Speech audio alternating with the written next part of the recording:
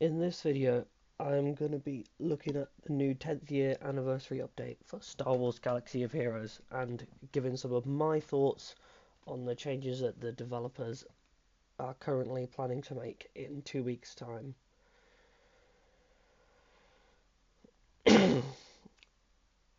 So, currently, they are still going about with eras. They are still going to follow roughly the same structure with 2 marquees per episode and 3 episodes per era.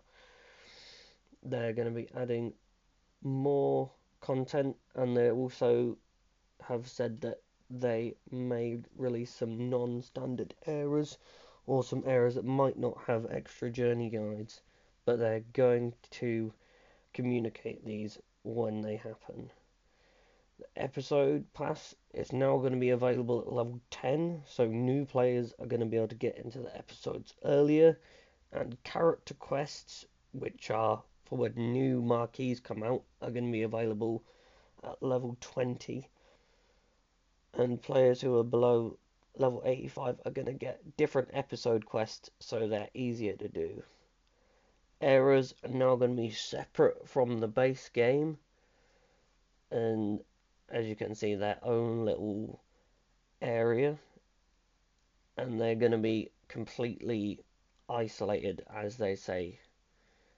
This means that legacy characters and era characters won't be able to interact at all until the end of the era, which, as you can see, is the whole of the 3 episodes. They instead are going to get their own content. Yeah, it says it. They won't be allowed in legacy modes. You can They use special resources for progression, while legacy units use normal resources. This means that you no longer have to choose between upgrading new units and upgrading existing units, which is a really good change for lots of newer players and players who are free to play and who aren't buying lightspeed bundles. They're going to be able to upgrade more characters to play and experience more content. Yeah, they say right here it allows players to progress in both sets of content without having to choose where to put your resources. The era journey guide, it will start in week 9 of the era. You can see right here that they're saying it's going to start in the 3rd episode.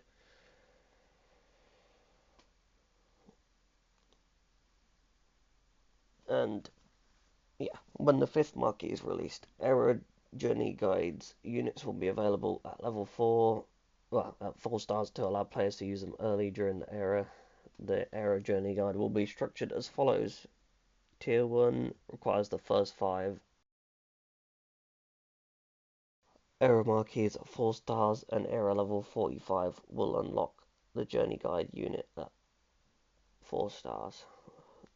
The 5-star era journey guide unit will require 5 marquee units at 5 stars.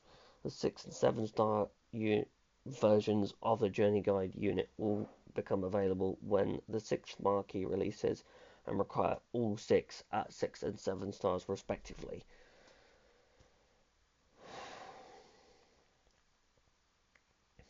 Okay, and they're saying that the era journey guide will become a legacy journey guide, but it will have different requirements as the marquees are no longer era units.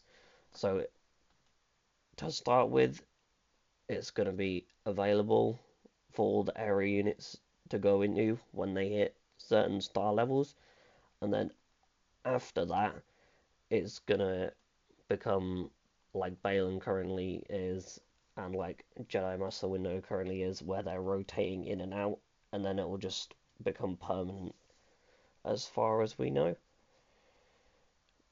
They are, yeah, introducing a new progression system for area units. You can see that there's completely different currencies right here, and yeah, so these little era levels are going to be how you get stars when the era ends.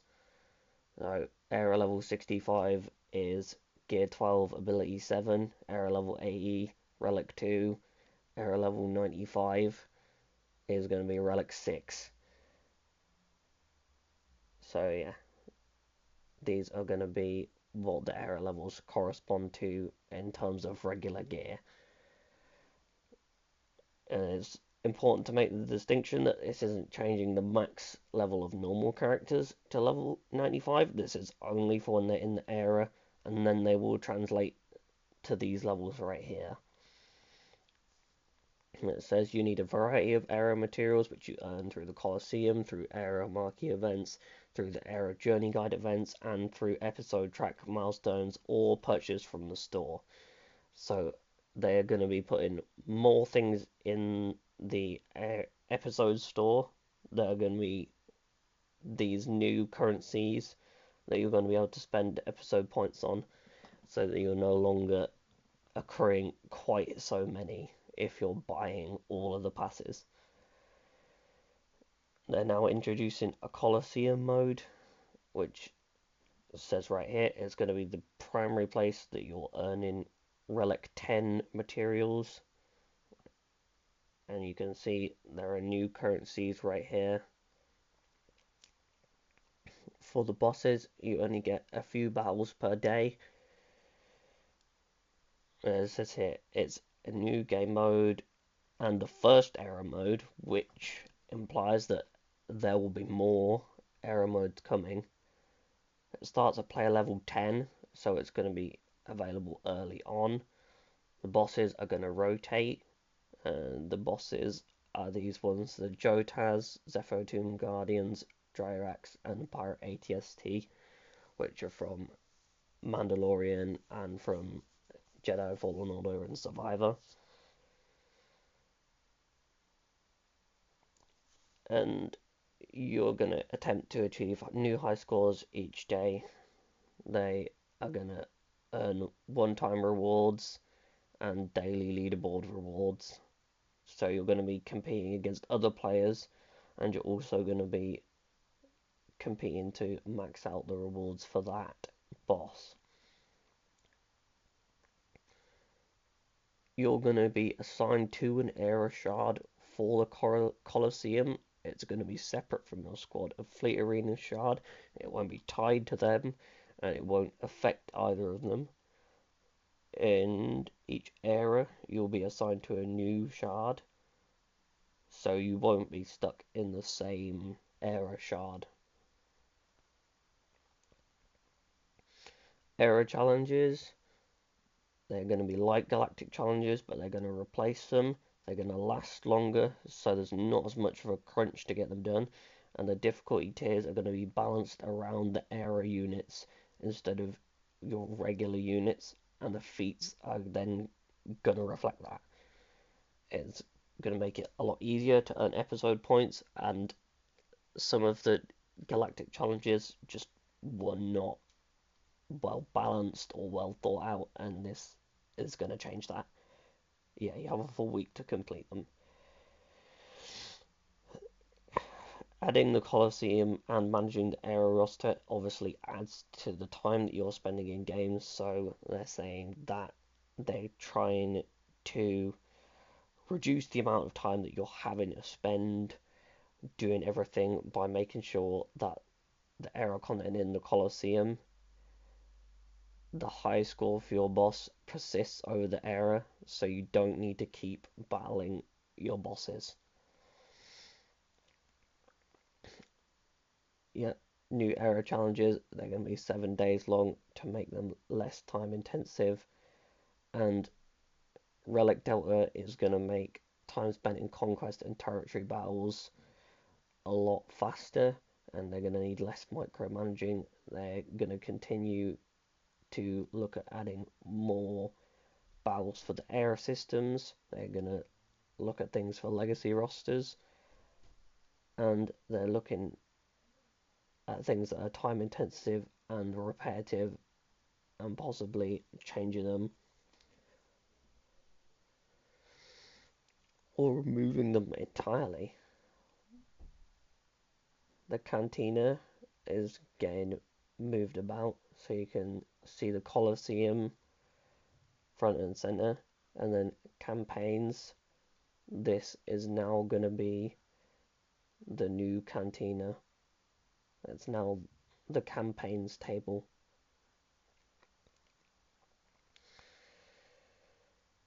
And they say that there's going to be some more updates early next year to make it easier to navigate as well. Future seasonal content. Players are only building out 2 or 3 squads out of marquee and journey guide units they unlock in an area. We want to support them in developing these squads. They're releasing loaned units where you'll be able to get certain area units based on legacy units for use in era modes.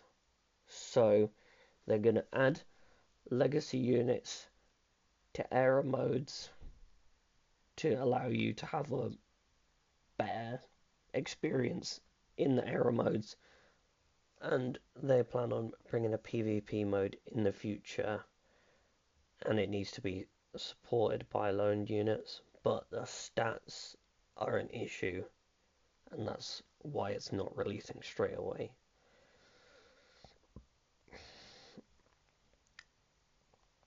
And they're also looking to make new events outside of eras, and there are going to be new raids, new TV planets, and more unit features in the future. So I'm guessing that means more reworks on some of the underwhelming characters, like the Halo rework for Mace. More legacy changes. This is saying that when marquees start, when the era starts, you get all the marquee units straight away as long as you log in once during that era. So you no longer have to worry about doing the first tier of the marquee to unlock the unit. You get all of them as soon as the era starts. And then, when it's actually time for their marquee, that's when you can upgrade them. And that specific one. And they're changing slightly when they transition to shipments and to becoming nodes. There are going to be relic economy changes, so it's gonna cost less gear to create relic materials. They're gonna increase the flow of relic materials, and they're gonna improve access to relics.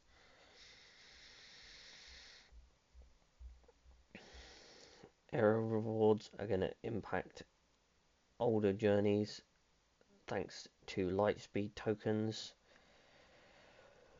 and it's obviously going to accelerate your access to journey guide events. You'll see a bit later that they have a lot of lightspeed tokens planned, and it's going to completely change lots of the mid-tier journey guide events and how quickly you're able to access them.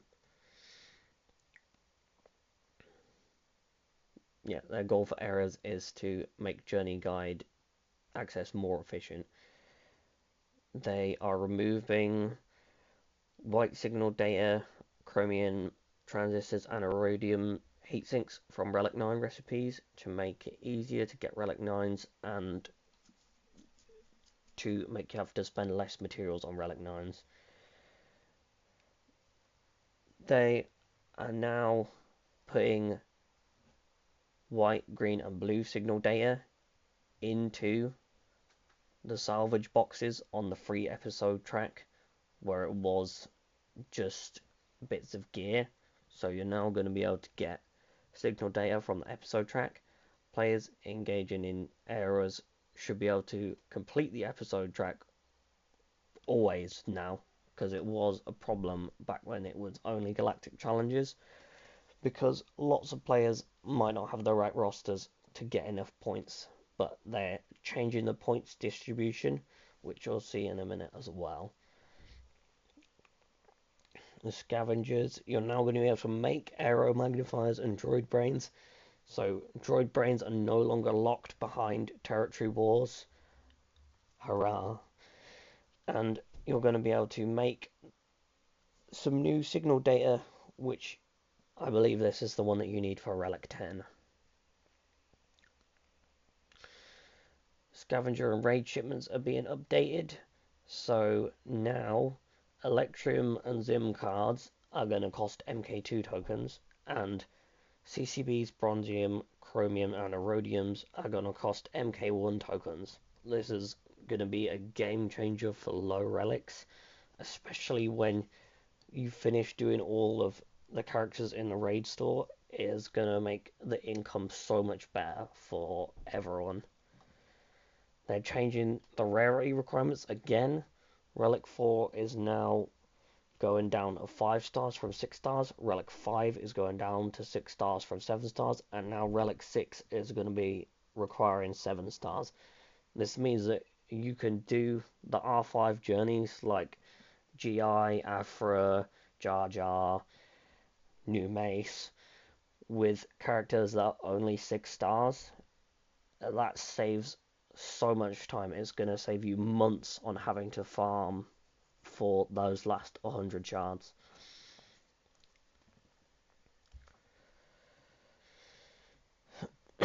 Relic 10 materials are going to be in error shipments and they're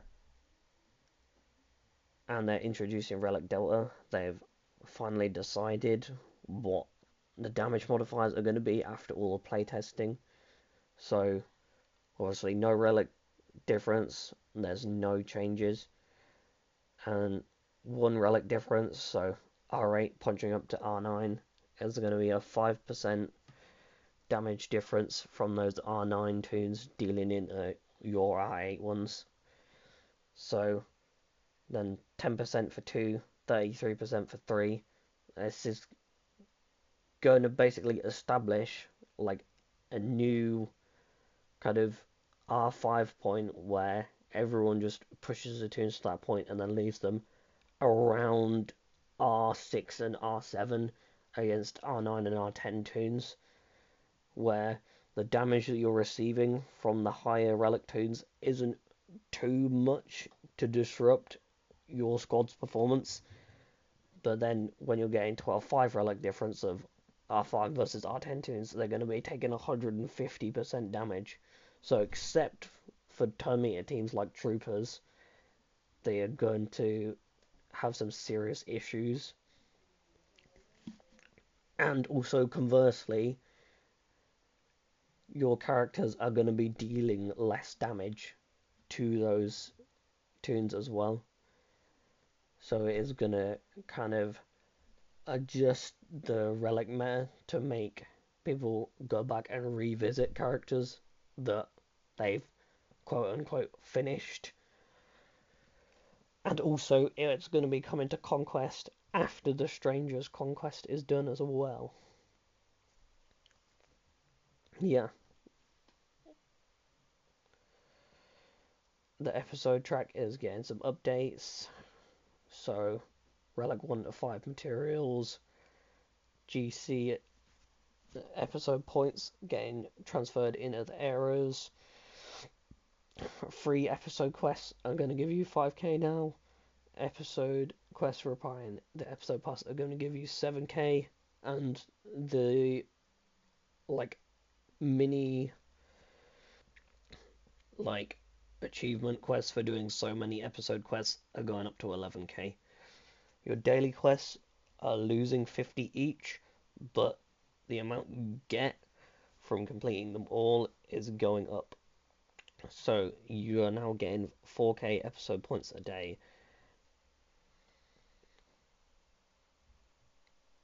Lightspeed tokens, they're updating them, so they're no longer going from gear 10 to R5, they're now going from gear 12 to R6. And keeping in line with the new stars that we saw earlier, Relic 5 is 6 stars now. Now it's under the new units for the anniversary era. Stormtrooper Luke, who's going to go in the early kind of rebel squad with Han, Leia, old Ben R2-D2 prior to when R2 gets taken for Galactic Legend Leia. There is now going to be IG-90, who's going to be providing Afra with a tank lifter. Yoda and Chewie, who is now going to be going into Tarful's Wookiee squad. So the Wookiees aren't going to take away one of the Wookiees from one of the other squads that uses them. Asajj Ventress from the book Dark Disciple, who is going to be lifting Boba Fett, Scion of Django's squad. Inquisitor Barriss, who is going to be slotting into some Inquisitor 3v3 squads and possibly in a Seir squad as well. And now that Chimera the Stranger is stealing away Starkiller from Emperor Palpatine and Mara squad, there's going to be a new Darth Vader that's going to go in with Emperor and Mara to make a new Empire squad. And also the new anniversary era journey is going to be Spider-Leg Darth Maul, and he's going to go with the Stranger as well. And obviously, as it covered earlier, it's coming out with the 5th marquee units release, which allows you to unlock the Aero Journey Guide at 4 stars, and you get enough to 5-star rate, 6-star rate, 7-star rate. The new bosses, which you saw earlier, the new celebration quest. This is where the lightspeed tokens are coming in, because they are dropping a lot. So with obviously the title update, there's going to be anniversary quest chains starting at player level 10, but it says all players should see some benefits, so it looks like it's going to be universal for every player, so it's not going to be locked to new players. Every account is hopefully going to be getting these new changes. So to start with, when the update actually launches, there's going to be quests for Hera, LST Sabine, LST 10 Zeta mats, 3 Omicron mats, and these are going to get them to Relic 0. So it's going to be like something between the Carbonite and the Bronzium tokens, which is going to be interesting.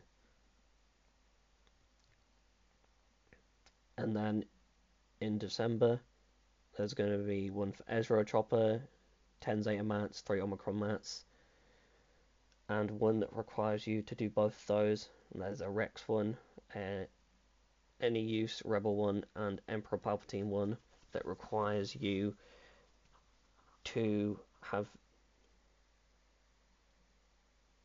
Okay, it requires you to have unlocked Palpatine.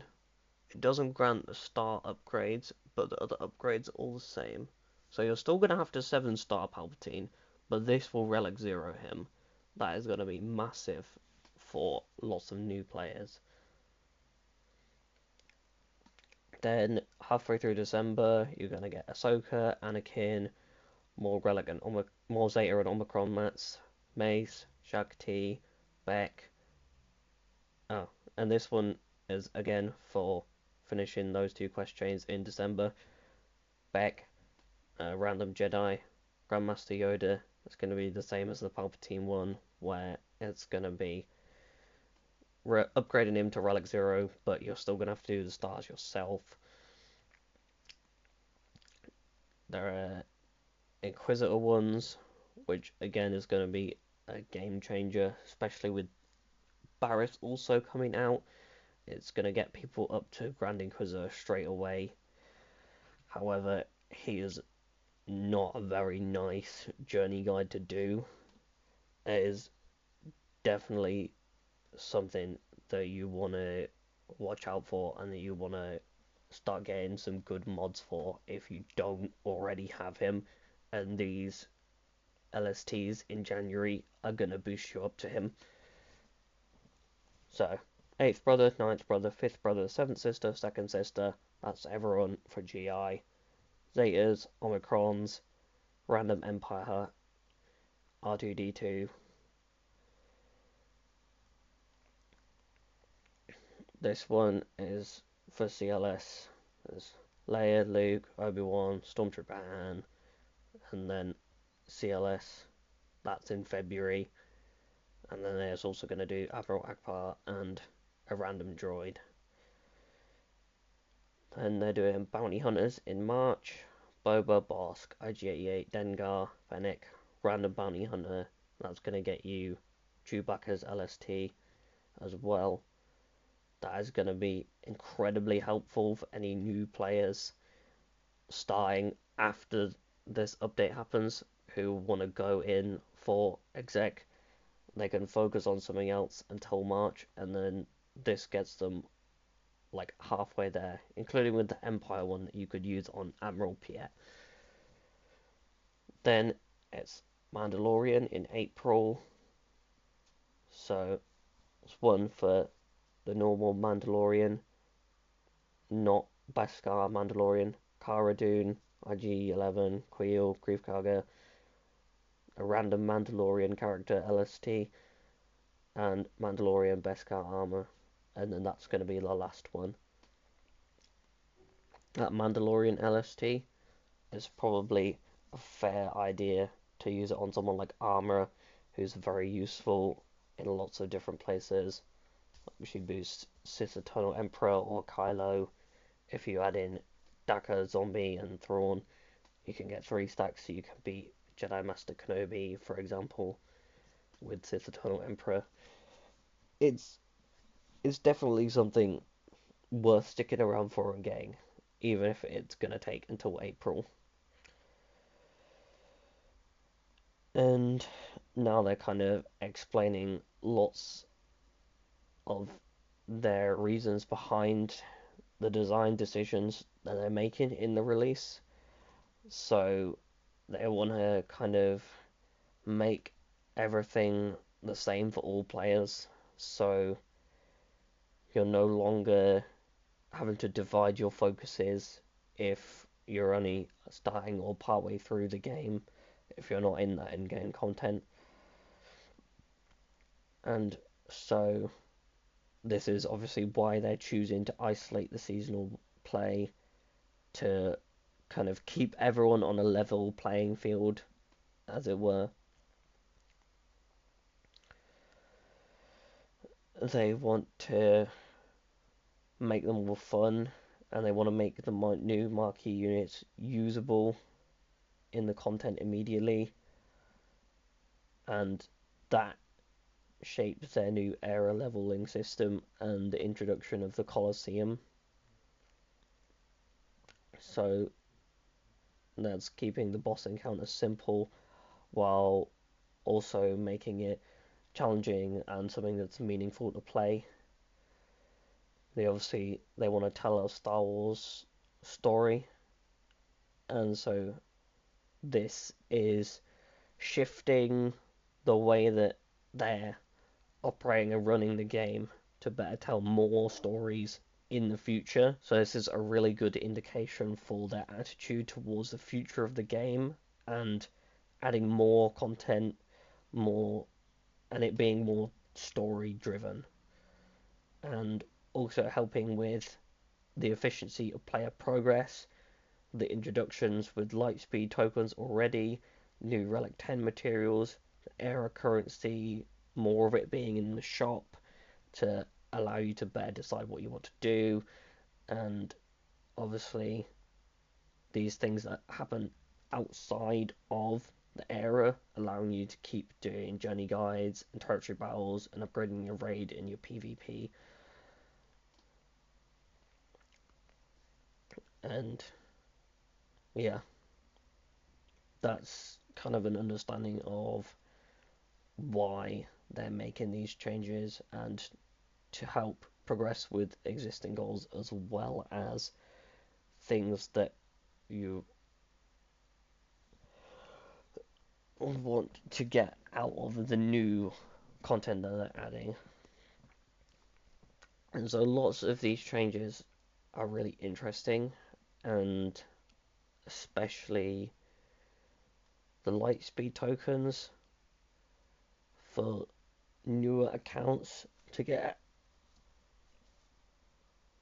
all of these and to kind of like skip some of the weight on Beck and Shakti for the raid for Phoenix, which is a really solid starting squad for Inquisitors, which is not one of the best squads, but still pretty staple squad for needing it for Reaver for Rote. That's gonna go a lot of places in players who are kind of starting to get into the end game, but they haven't bought GILSB, or they're only starting to dip their toes in a Rote, and it's gonna get them to a place where they're skipping all of those Kairos to get into Grand Inquisitor, and they just need to do the relics, and it's gonna be really good to see the influx of Reavers. CLS, again, good staple for new players, and it's going to make him a lot more accessible and easier to get. Bounty Hunters, again, Chewbacca, another staple, especially for CLS's actual squad, and for getting Jedi Knight Luke with CLS, it's going to make it a lot less taxing to upgrade the Bounty Hunters to get him. And for Mandalorian, again with the Empire and the Bounty Hunters, it's gonna make progressing towards Executor a lot faster, especially when it is arguably the strongest fleet in the game, as long as it's not up against a Rogue One Profundity squad. The new characters, Dr. Aphra finally getting a lifter is very welcome news. Barriss getting a split in the Inquisitors is also interesting. They're not a very top squad, so maybe she's gonna provide some much needed kind of power to make them more relevant. Darth Vader, a new backup into the Emperor squad for when Chimera steals Starkiller. It's gonna be interesting to see what kind of mechanics he's gonna bring in. Darth Maul as well for the Stranger. The Stranger's kit is already quite powerful, so it's going to be interesting to see what take they have with him. And it's going to be interesting to see how Stormtrooper Luke interacts with that Rebel squad, and what Yoda and Chewie is going to bring to Tarful as well. And a Sarge Ventress for Boba Scion of Django. He's been pretty kind of irrelevant for a long time, since I think July, when his fixed Datacron expired. That fixed Datacron was good, but since then he's gone back to being pretty meh. So hopefully a Sarge Ventress gives him some relevancy. But oh yeah, episode quests, more points. It means that everyone should hopefully be maxing the pass to get all the new relic rewards they're paying in it. Raid tokens, now MK1 for low level relic materials. That's very good. Droid brain crafting, amazing. Oh, it's costing Chirotech. Yeah, that is steep. Having to use up Chirotech, that's what, 10, 50? So that's a whole Cairo for 450 points. And it makes you one and a bit droid brains. That is steep. If you haven't hit the kind of Cairo wall yet, you should certainly start hitting it when you get into this new content.